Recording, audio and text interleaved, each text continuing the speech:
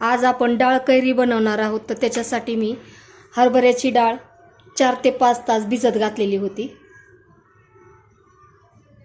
आणि त्याच्यानंतर 2 ते 3 पाण्याने मी स्वच्छ धुवून घेतलेली आहे।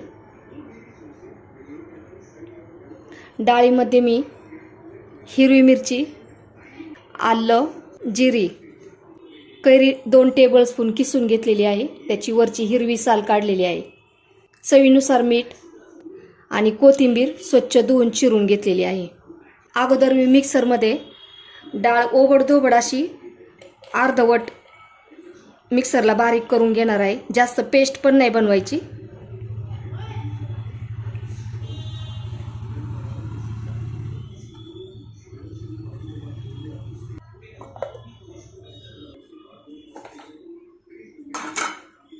ओबडधोबड करून घ्यायची, जास्त बारीक नाही करून घ्यायची।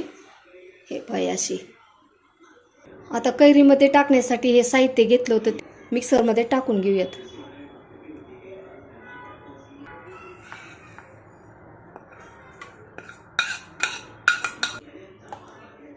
मिक्सर चालवताना एकदम एक संलग्न चालवता, चालू बंद असं करत आपण हे जाडसरच कुटून घेणार आहोत। हे पहा, असं जाडसर आपण कुटून घेतलेलं आहे।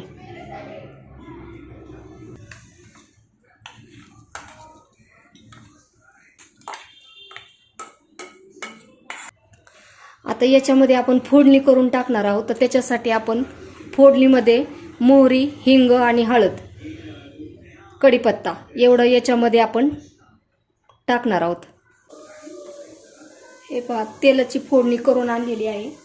याच्यामध्ये अगोदर आपण मोहरी टाकून घेणार आहोत।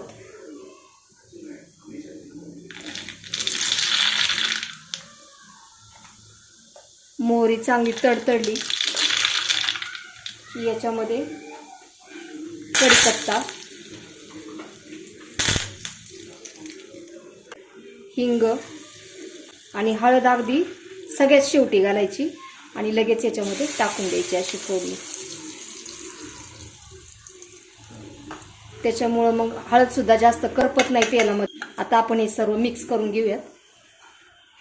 डाळ कैरी आपण सर्व आता मिक्स करून घेऊयात। अशा पद्धतीने तुम्ही सुद्धा एकदा डाळ कैरी करून पहा, खूप छान लागते।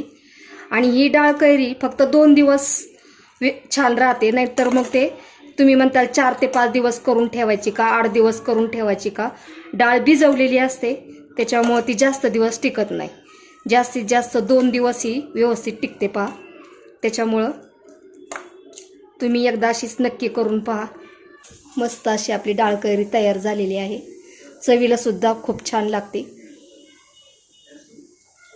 जेवणाबरोबर तोंडी लावण्यासाठी आपली डाळ कैरी तयार झालेली आहे। तुम्हाला हा माझा व्हिडिओ कसा वाटला? व्हिडिओ आवडला असेल तर लाईक, शेअर आणि सबस्क्राईब करायला विसरू नका। धन्यवाद।